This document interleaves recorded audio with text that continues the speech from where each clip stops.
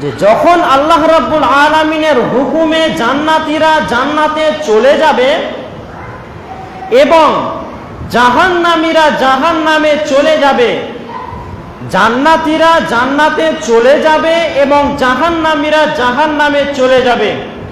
জান্নাত এবং জাহান্নাম পাশাপাশি রয়েছে, জান্নাতীরা জান্নাতে আছে, জাহান্নামীরা জাহান্নামে আছে।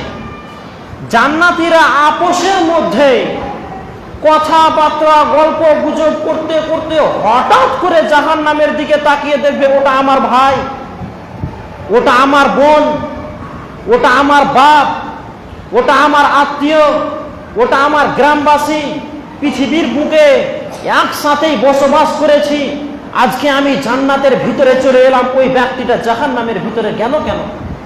কেন গেল? তখন জান্নাতীরা জাহান্নামের গেটে একজন দারওয়ানকে দেখতে পাবে, তার নাম হচ্ছে মালিক।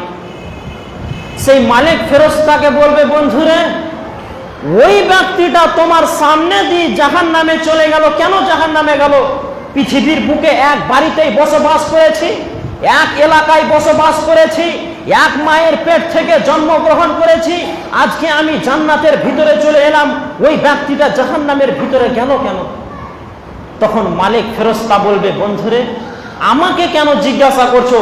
তোমরাই সরাসরি জাহান্নামীদেরকে জিজ্ঞাসা করো।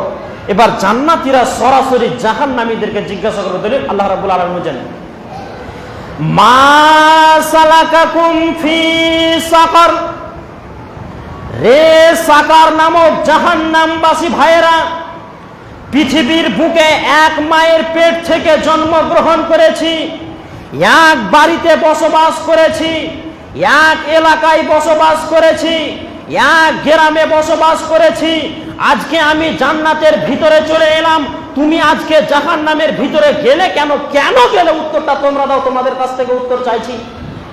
তখন সাকার নামক জাহান্নামবাসীরা চারটি কারণ বলবে। নাম্বার 1, তারা বলবে লাম নাকু মিনাল মুসাল্লিন, আমরা পৃথিবীর বুকে মুসল্লি ছিলাম না, আমরা পৃথিবীর বুকে নামাজ পড়তাম না, আমরা পৃথিবীর বুকে নামাজীদের সাথে ছিলাম না, আমরা পৃথিবীর বুকে সালাত আদায় করতাম না, এরই কারণে আজ আমাদেরকে সাকার নামক জাহান্নামের ভিতরে আসতে হয়েছে।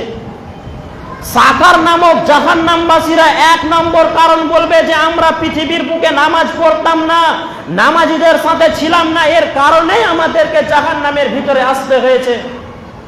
এই পৃথিবীর বুকে অনেক মানুষকে আপনি দেখতে পাবেন যারা মুসলমানদের ঘরে জন্মগ্রহণ করেছে ঠিক, কিন্তু 2 মাস থেকে 3 মাস থেকে মসজিদে পা দেয়নি, নামাজ পড়ে না, অথচ এই নামাজের ব্যাপারটা এত জটিল, এত কঠিন বিষয়, তবুও সেই ব্যক্তি একবারও চিন্তা ভাবনা করে না।